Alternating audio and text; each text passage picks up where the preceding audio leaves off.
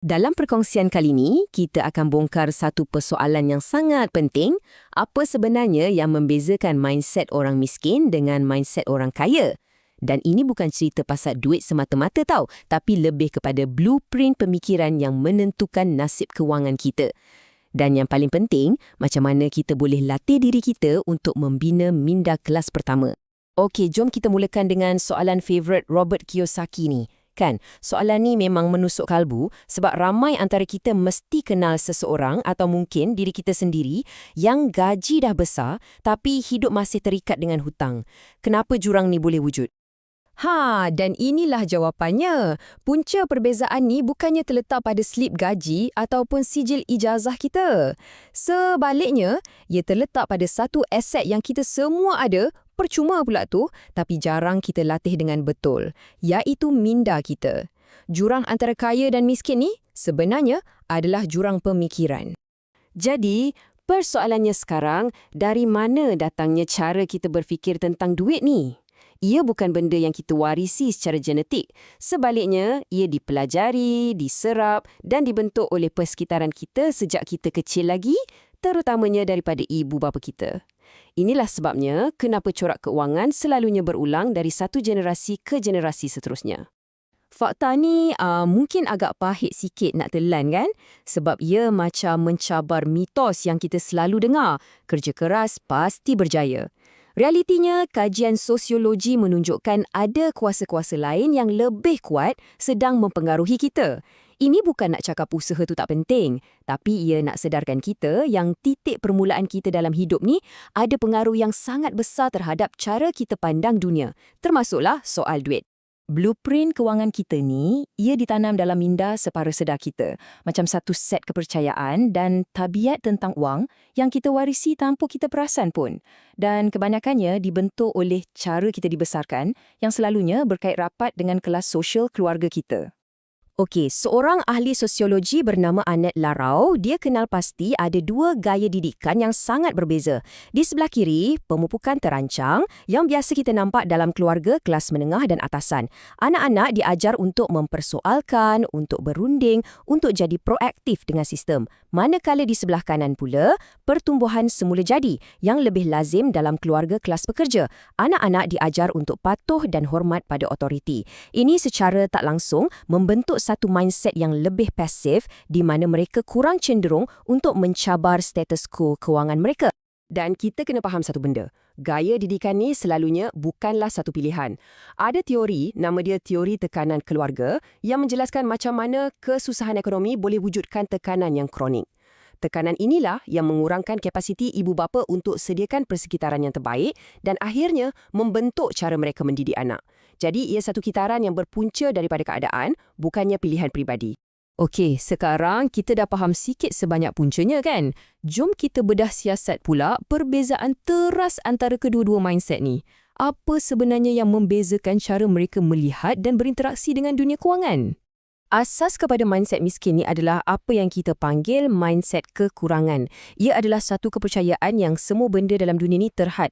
Wang, peluang, masa, semuanya tak cukup. Pemikiran macam ni memaksa kita untuk sentiasa fokus pada apa yang kita tak ada dan ini akan melahirkan rasa takut. Ia wujudkan tunnel vision di mana kita hanya nampak masalah depan mata dan seringkali menolak kita untuk buat keputusan kewangan yang terdesak dan berisiko tinggi. Sebaliknya pula, mindset kaya dibina atas mindset kelimpahan. Ia adalah kepercayaan bahawa dunia ni penuh dengan peluang dan sumber untuk semua orang. Pemikiran macam ni akan membuka minda kita kepada kreativiti sebab kita tak lagi beroperasi atas dasar ketakutan. Ia memupuk rasa syukur dan yang paling penting, ia membolehkan kita untuk tumpang gembira dengan kejayaan orang lain. Sebab kejayaan mereka tak bermakna peluang kita dah berkurang. Jadual ni tuk jampan perbezaan strategik yang paling ketara. Kalau kita fokus pada penyata pendapatan, maksudnya kita sentiasa tukar masa kita dengan duit. Tapi kalau kita fokus pada laju aset, maksudnya kita membina satu sistem yang jana duit untuk kita walaupun masa kita tengah tidur. Satu adalah tentang bekerja dalam sistem, satu lagi adalah tentang memiliki sistem tu. Sama juga dengan sikap terhadap peluang. Satu pihak menunggu ia datang. Satu lagi pula keluar dan cipta peluang tu sendiri. Dan petikan ni, ia merumuskan segalanya dengan sempurna. Inilah anjakan paradigma yang paling penting daripada menjadi hamba kepada gaji kepada menjadi tuan kepada aset kita. Ia adalah perbezaan antara berlari dalam perlumbaan tikus dengan menjadi pemilik trap perlumbaan itu sendiri. Okey, dan inilah berita baiknya. Mindset yang kita warisi itu bukanlah takdir. Kita tak terikat dengannya seumur hidup. Kita sebenarnya boleh bina semula cara kita berfikir. Jadi, mari kita tengok macam mana nak mula membina minda kelas pertama. Ini adalah poin yang paling penting sekali. Tolong faham yang mindset anda sekarang bukanlah satu hukuman. Ia cuma satu set kepercayaan, macam satu perisian yang kita boleh kemaskini. Ia adalah satu kemahiran dan macam mana-mana kemahiran lain, ia boleh dipelajari, dilatih dan diasah sampai tajam. Anda ada kuasa untuk ubah semua tu. Nah, ini rangka kerja 4 langkah yang praktikal. Pertama, diagnosis diri anda. Apa kepercayaan tentang duit yang anda pegang selama ini tanpa sedar? Kedua, laburkan masa untuk pendidikan keuangan. Jangan hanya bekerja untuk duit, tapi fahamkan macam mana duit itu sebenarnya berfungsi. Ketiga, bila pilih kerja, utamakan kemahiran baru yang anda boleh belajar, bukan gaji semata-mata. Kemahiran itulah aset sebenar. Dan yang keempat, gunakan setiap sen pendapatan tambahan untuk bina lajur aset anda. Maksudnya, beli benda yang masukkan duit dalam poket anda, bukan yang keluarkan duit. Perubahan besar ni, ia bermula dengan amalan kecil setiap hari.